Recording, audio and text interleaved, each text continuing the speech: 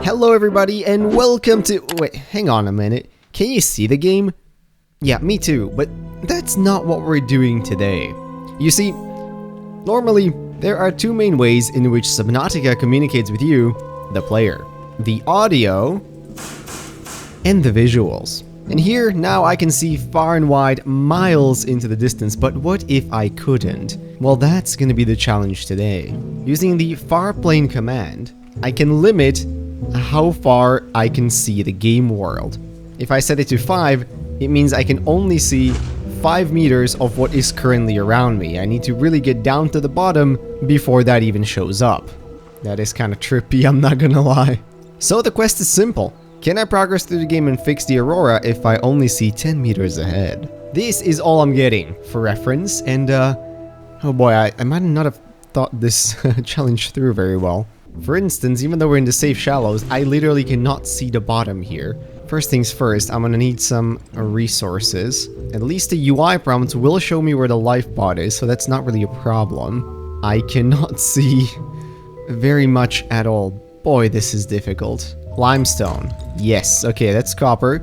And titanium. Let's freaking go. Okay, our first resources.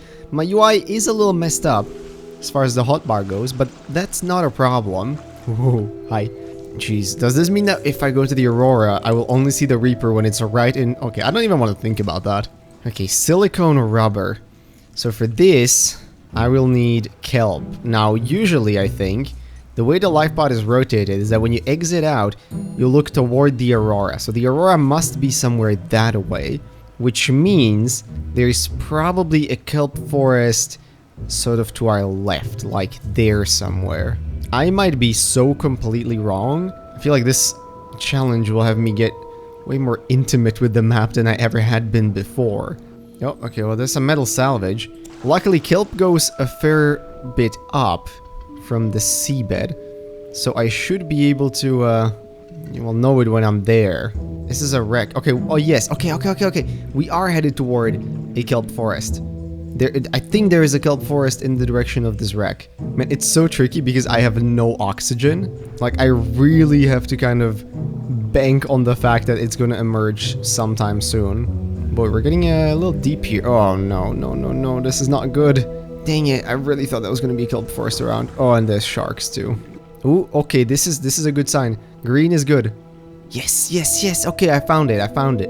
Now I just have to surface without dying. Come on, just show me a single strand of kelp, for crying out loud. Oh, yes, here we go. Okay, awesome. Man, that only took forever. You know, the funny thing is, normally, I am sure I would have been able to see that from my lifepod, or like just as soon as I got underwater. This also shows you a very important element that we often work with in level design, which is putting up big landmarks to help you orient yourself on a big open world map like this, such as the Aurora, which kind of always gives you something to anchor your position based off of. Now I have nothing like that. Okay, so I'm gonna need some silicone rubber and some titanium, and this should give me a lot of what I need. Alright, survival knife, there we go, very important. Standard O2 tank, I would be lost without it. And fins, okay, much better already. It's gonna be, like, impossible to look for blueprints, but that's fine. Oh my goodness, and it's getting nighttime already. This challenge will be even worse at night. And the scanner, okay, we are making progress. Slowly but surely, I guess. Okay, I could go for some cave sulfur now. The only problem is, I just have zero clue of how I'm possibly gonna find a cave. Which of course is not gonna have a single useful thing, because that's just the kind of luck I need as a beacon. Oh sheesh, man, and it's getting dark now. Like, this is... Why did I think this was a good idea? Now, you probably can't see anything, but if it makes you feel any better, I can't either. So there could be a cave here. I would love a flashlight, because, like, I can't see much as is, and if I don't have any light on top of that, honestly, a compass would be very handy now, too. Okay. Wow, what? It exploded despite me... Okay, whatever. I got cave sulfur, which means we can fix the lifepod. Silver, yes! Oh, that's so useful. Okay, I'm gonna make the repair tool. Nice, good progress. Let's get the lifepod fixed. What happened to my UI there? Ah, that is much nicer. Okay, we are making a bit of progress. Flashlight, lovely. Okay. Don't get your hopes up, guys. This is all the easy stuff, okay? I'm not gonna lie, I don't usually do this. But this time I'm gonna fix the radio just in case some useful signal comes out of it. Okay, is there a bladderfish around? Thank you. Nice. Okay, now we can actually make the air bladder. That's kind of what I really want, because, man, I need help surfacing as much as possible. I sort of overestimated how much the flashlight would help, to be honest with you. I mean, if we go to the edge of the shallows, pretty much anywhere, right? And then I just kind of follow the edge. I mean, I'm sort of bound to find the kelp forest sooner or later, right? Look at this beautiful sunrise. Well, I can at least use that to orient myself. So if that is east, that must be west, which means that way is to the north. Good to know. Okay, I could also use a bunch of quartz. Ooh, that's kind of scary. When I get behind grass, it hides my UI, so for a sec I didn't actually know how much oxygen I had left. I'm so scared I'm just gonna run into a Reaper unknowing.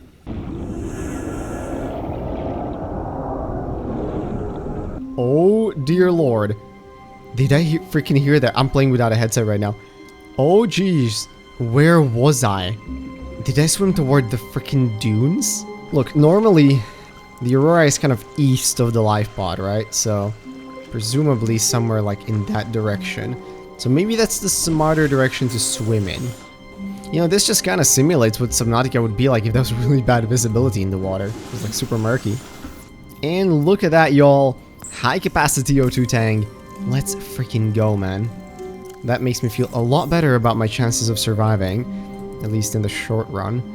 Yeah, okay, so my Lifepod spawned like right on top of this thing. That's interesting. And the air bladder. Okay, awesome possum.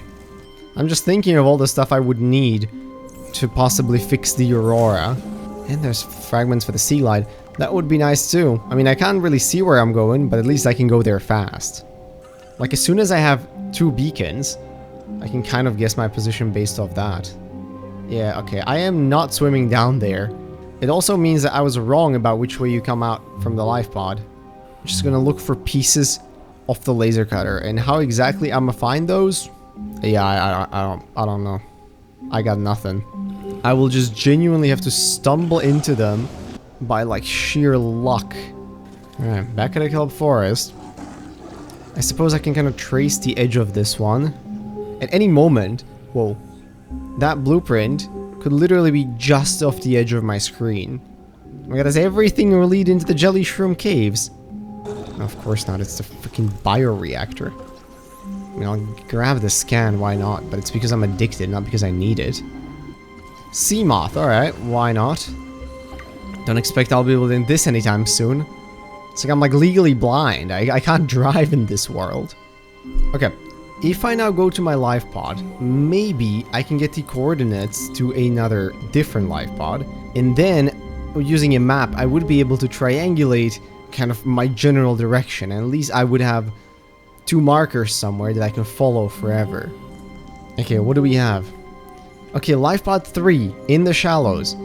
Alright, perfect. That is actually super handy. You know, I don't know whether seeing or not seeing makes it freakier. No, I take it back. It definitely makes it freakier. Now everything looks like I'm looking into the void. And this Lifepod is freaking far. I really wonder where on Earth I actually am. The mobile vehicle bay. Yeah, I doubt I'll be needing that. Ah, okay, here we go. Oh, the compass. Honestly, that might be the most useful thing I have so far. Man, I still need to find bits for the laser cutter. I have no clue how I'm gonna go about doing that. It's the mobile vehicle bay. I really thought that could be a laser cutter bit.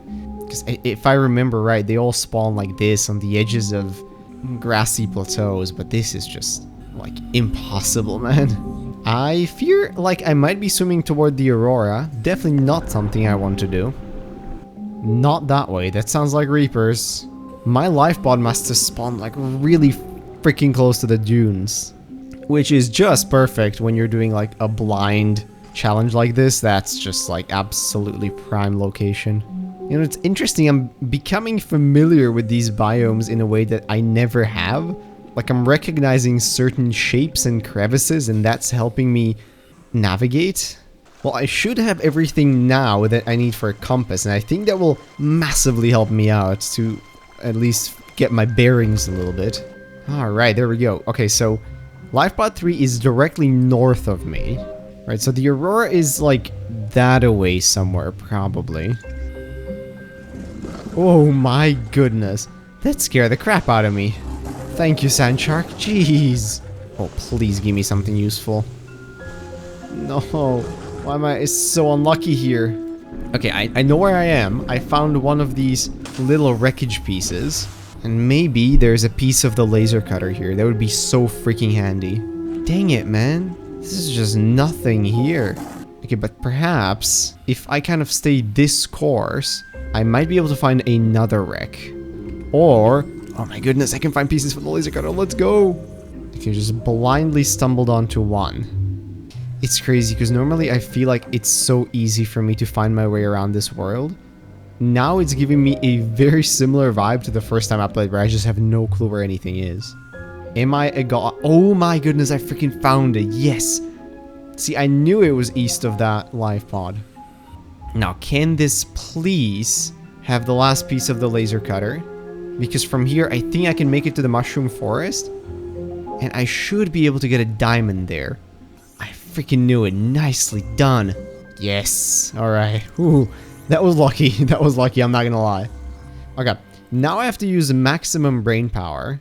Because this thing does require 2 diamonds, and those are not super easy to come by. But I have an idea. I think... Okay, so let's see. Lifepod is there. Here's this. I think, like, northeast this way-ish, we should be able to make our way to a mushroom forest biome. Now, if I mess this up, I could end up either in front of the Aurora and die, or by the mountain island and die. Alright, oh my goodness, yes, okay. W memory.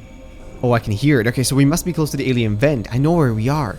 Oh, yeah, it's right there. Okay. Okay, so right here, there should be a cliff coming up. And right here, there should be a bunch of outcrops where there are diamonds. Oh my goodness. I can just move to 4546B at this point. Yes, there's a diamond. Alright. Alright, now for the long swim home. Then hopefully I can make the laser cutter. And once the Aurora explodes, we can go fix it. I don't think we're gonna quite get the explosion.